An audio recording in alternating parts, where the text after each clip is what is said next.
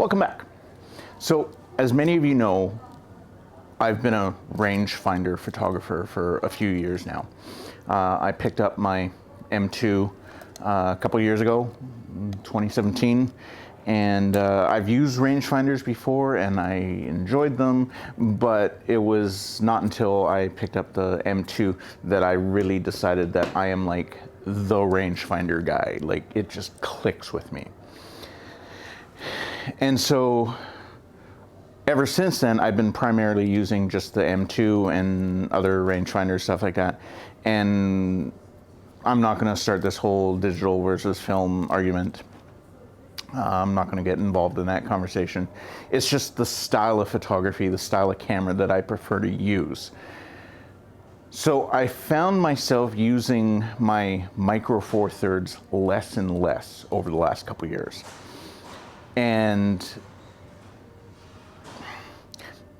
back when Fuji first announced their X-system, I really fell in love with it. I just loved the tactile nature of the controls, because the original X100 and the X Pro 1, they had, you know, the shutter dial up on top, the exposure comp, the aperture on the lens. It's just so tactile, just like my M2 or any of my other film cameras. But I was just so heavily invested in micro four thirds that I just couldn't make the move. I already had my EM5 and tons of lenses, a bunch of primes, because I'm a prime guy. Over the last year or so, I've really started using that less and less, because I just found myself, I wasn't being inspired by my camera to actually go out and use it. It just, the functionality with it, how it gelled with me, it wasn't working for me. So I had an opportunity a couple months ago now to get rid of all of my micro four thirds, either trading it in at work, or I actually had an opportunity to sell a bunch of my lenses privately. And end of the day, I kind of came up net zero on the lenses. So I either sold them for as much as what I got them for, or I took a bath on the bodies, but that was to be expected. But at the end of the day, I was able to sell off or trade in all of my micro four thirds, and I didn't lose any money on my micro four thirds lenses, because I had some really nice lenses. I had the 15 Panasonic Leica, I had the 25 Panasonic Leica, I had the Olympus 75, the Olympus 45, a bunch of other stuff, and they were just great lenses. But I had an opportunity to buy the Fuji X Pro 2 with a couple lenses. So I have the 23 f2 WR, and as well as I have the 50 f2 WR. And these just really match what I'm already using film-wise. I've even gone so far as getting the Leica M adapter so I can actually mount my Leica M lenses onto my X Pro 2. I also have a XE3, which I'm actually filming on right now. But I just find that this camera is a lot more my style of what I'm wanting to use right now. So this is actually really calling to me as far as like how this camera functions. One of the things that I fell in love with, like I mentioned, the tactile nature of the Fujis. The other thing that really speaks to me when it comes to the Fuji X system is the straight out of camera JPEGs. Going as far back as my Fuji S3 Pro, S5 Pro, had a very unique sensor on those things. And I just loved the straight out of camera colors that those things got. And I shoot RAW plus JPEG, but I find myself 99 out of 100 times using the JPEG only, and every now and then I'll say, oh, I have to do something with that image and just really boost it up or something like that.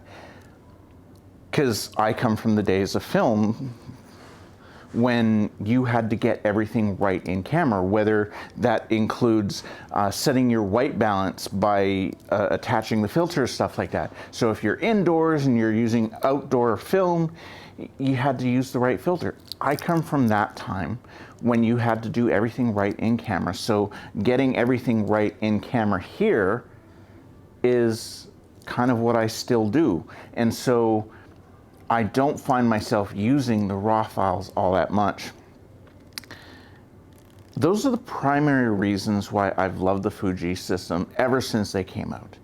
Their functionality and that straight out of camera colors. Their X-Trans sensor is fantastic and I absolutely love it. I'm not knocking the image quality of the Panasonic or Olympuses that I have been using. They have very good straight out of camera colors as well. It's just not quite the same. I love the Across simulation. We're filming in Across simulation right now. I also use Across on this thing quite a bit just to get that black and white. As we've discussed before, black and white is my preferred medium. I'm wearing my black and white t-shirt today that I got for Christmas from my Secret Santa. Thank you, Virgil. So the fact that these two cameras are so similar in form factor, that was my primary reason why I wanted to switch into the Fuji system. I've been saying for years to customers, if I had to redo it all today, house was broken into, everything was stolen, insurance paid out, what would I do? I'd go Fuji. It was time to put my money where my mouth was. I was still using Micro Four Thirds for years, but I just wasn't happy with using it. The camera didn't feel right. The camera didn't, you know, that little Panasonic GX7 was the closest thing to what I have here. And even that, it wasn't quite right. I love the optical hybrid finder on the X Pros and the X100 series. It's just, it really works with me. I use it and I call it the picture-in-picture, but it's the true hybrid viewfinder. It has the little pop-up in the corner so I can see my image in the corner, and that shows me whether I'm in black and white, whether I'm in color, whether I'm focused or not, etc. It's just a nice little feature, but I still have that optical finder with the box to show me where my framing is approximately. I really get along with that style of photography, and the X Pro 2 here really calls to me. I love it. I've also had a chance to use an X Pro 3.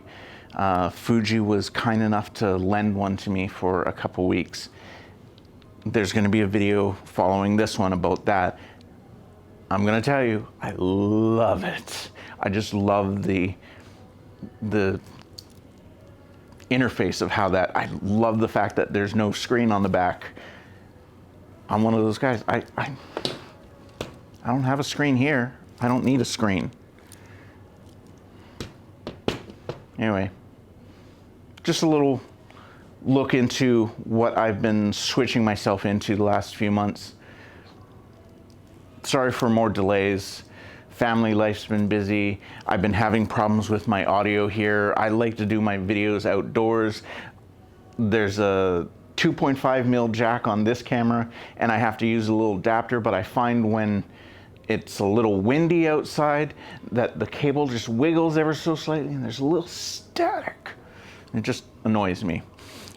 And I found a way around that. There's going to be another video about that upcoming. Thank you for watching. Please subscribe, and we'll see you all again in the next one.